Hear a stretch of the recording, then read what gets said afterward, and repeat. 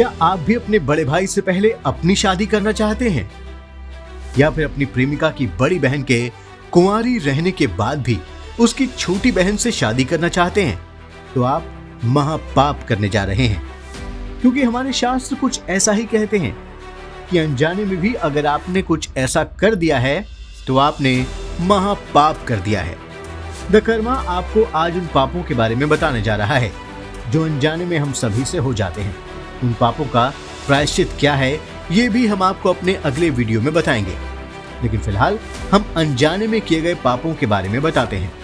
तो चलिए सुनते हैं महाभारत का वो ज्ञान जो व्यास जी युधिष्ठिर को देते हुए ऐसे अनजाने में हुए पापों के बारे में बता रहे हैं। व्यास जी से युधिष्ठिर ने पूछा कि किन किन कर्मों के करने से मनुष्य प्रायश्चित का अधिकारी होता है। तो सर्वशास्त्र के ज्ञाता व्यास जी कहते हैं,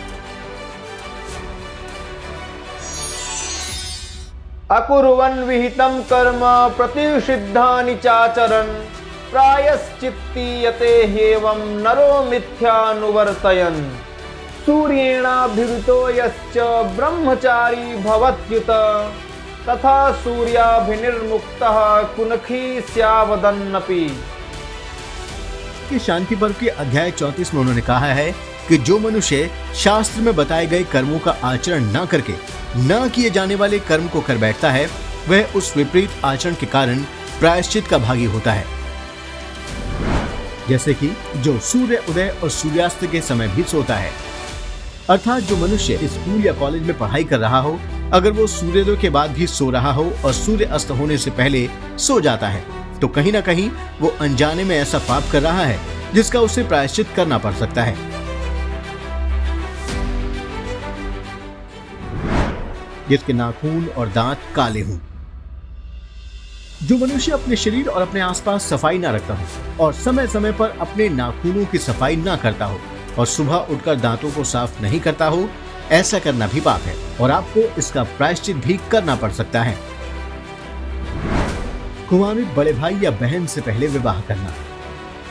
किसी घर में अगर बड़े भाई की शादी ना हुई हो तो उसके छोटे भाई के साथ शादी करना, और ठीक इसी तरह बड़ी बहन के अविवाहित होने पर छोटी बहन से शादी करना, अनजाने में किए गए ऐसे कार्य भी पाप की श्रेणी में रखे गए हैं और इन पापों का आपको प्रायश्चित करना पड़ता है।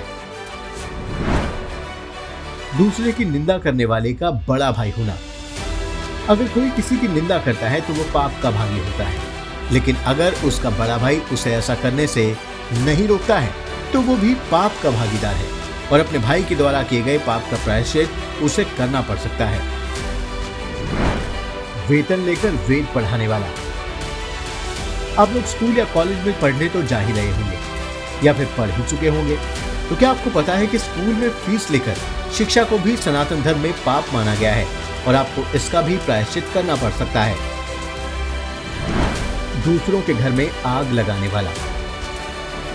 आग दो तरह से लगाई जाती है, एक तो किसी के घर में जलती हुई आग की लपटें फेंकना और दूसरा होता है किसी के घर में चुगली करके लड़ाई करवा देना।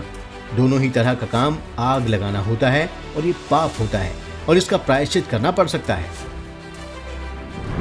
अच्छी आदतों को न अपनाने वाला। जो छात्र अपने टीचर का सम्मान नहीं करता और उनके द्वारा कही गई अच्छी बातों को करने से इनकार कर देता है और अपने से बड़ों का सम्मान नहीं करता है, तो वो भी पाप का भागीदार है। उसे भी अपने इस पाप का प्रायश्चित करना पड़ सकता है।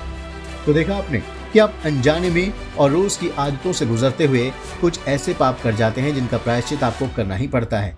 तो आपको हम अपने अगले वीडियो में बताएंगे कि अनजाने में किए गए पापों का प्रायश्चित कैसे करना चाहिए। तब तक देखते रहिए द कर्मा।